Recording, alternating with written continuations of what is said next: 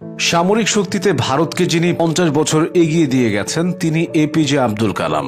ভারতীয় সেনাবাহিনীর জন্য হেলিকপ্টার থেকে শুরু করে নতুন প্রজন্মের সবকিছুতেই তার ছোঁয়া আছে। পৃথ্বী, অগ্নি, আকাশ, ত্রিশূল, ভারতের প্রতিরক্ষা ব্যবস্থার এই শক্তিশালী স্তম্ভগুলোর পেছনের মূল কারিগর ছিলেন তিনি জানতেন দেশের নিরাপত্তা সবকিছুর উপরে, আর তাই প্রতিরক্ষা গবেষণার ক্ষেত্রে যে বিপ্লব তিনি এনেছিলেন তা ভারতকে বিশ্বের শক্তিশালী দেশগুলোর কাতারে নিয়ে গেছে। সবচেয়ে বড় ব্যাপার হলো আব্দুল কালাম প্রত্যেক ভারতীয়র ভেতর স্বপ্নের বীজ বুনে দিয়েছেন। তিনি একই সঙ্গে বিজ্ঞানী ও রাষ্ট্রপতি ছিলেন। এছাড়া তিনি ইন্টিগ্রেটেড গাইডেড ডেভেলপমেন্ট প্রোগ্রামের প্রধান পরিকল্পনাকারী ছিলেন। এই প্রোগ্রামের মাধ্যমে তৈরি হয় পৃথ্বী, ছোট দূরত্বে কাজ করে; অগ্নি, দীর্ঘ দূরত্বে সক্ষম; আকাশ পথ থেকে প্রতিরক্ষা; ত্রিশূল, বহুমুখী ব্যবহারের জন্য; নাগ, নির্দিষ্ট লক্ষ্য ভিত্তিক। ভারতের মহাকাশ জয়েও তিনি অবদান রেখেছেন। তিনি ভারতীয় মহাকাশ গবেষণা কেন্দ্র তথা ইসরোর বিজ্ঞানী ও বিজ্ঞান প্রশাসক হিসেবে কাজ করেছেন টানা 40 বছর।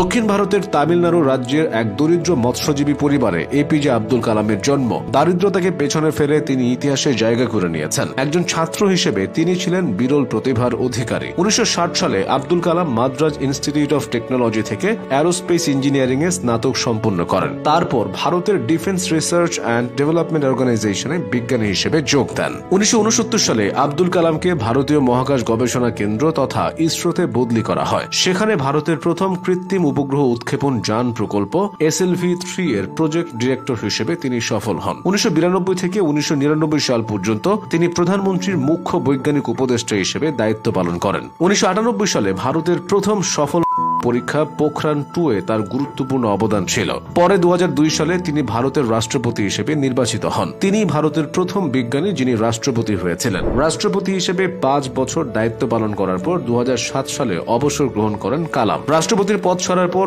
এপিজে আব্দুল কালাম ছাত্রদের পড়ানো শুরু করেন। বর্ণিল জীবনে তিনি অনেক পুরস্কারে সম্মানিত হয়েছেন। মোট 40টি বিশ্ববিদ্যালয় থেকে তাকে সম্মানসূচক ডক্টরেট উপাধি প্রদান করা হয়েছে। 1981 সালে ভারত সরকার তাকে পদ্মভূষণ এবং 1990 সালে পদ্মবিভূষণে ভূষিত করে। 1997 সালে দেশের সর্বোচ্চ অসামরিক সম্মান ভারত রত্নে তাকে ভূষিত করা হয়। এপিজে আব্দুল কালাম কবিতা লিখতেন। সঙ্গীতের প্রতি ছিল তার গভীর অনুরাগ, বিশেষ করে উচ্চাঙ্গ সঙ্গীত। 2015 সালের 27 জুলাই এ মহান ব্যক্তিত্ব পরপারে পাড়ি জমান। প্রধানমন্ত্রী নরেন্দ্র মোদী 2015 সালের 15 অক্টোবর কালামের 84তম জন্মবার্ষিকীতে নয়াদিল্লির DRDO ভবনে কালামের স্মরণে আনুষ্ঠানিকভাবে ডাক টিকিট প্রকাশ করেন। নরেন্দ্র মোদীর সঙ্গে তার অত্যন্ত ঘনিষ্ঠ সম্পর্ক ছিল। এপিজে আব্দুল কালাম নিজে যেমন স্বপ্ন দেখেছেন আজীবন, ঠিক তেমনি অগণিত মানুষকে স্বপ্ন দেখতে শিখিয়েছেন। মাঝে মাঝে তিনি শিক্ষার্থীদের উদ্দেশ্যে বলতেন, কখনো যদি নিজেকে একা মনে হয় তবে আকাশের দিকে তাকাবে। আমরা একা নই, পৃথিবীটা আমাদের বন্ধু। যারা কাজ করে ও স্বপ্ন দেখে প্রকৃতিও তাদের সাহায্য করে। তার প্রত্যেকটা কথা ছিল অনুপ্রেরণার উৎস।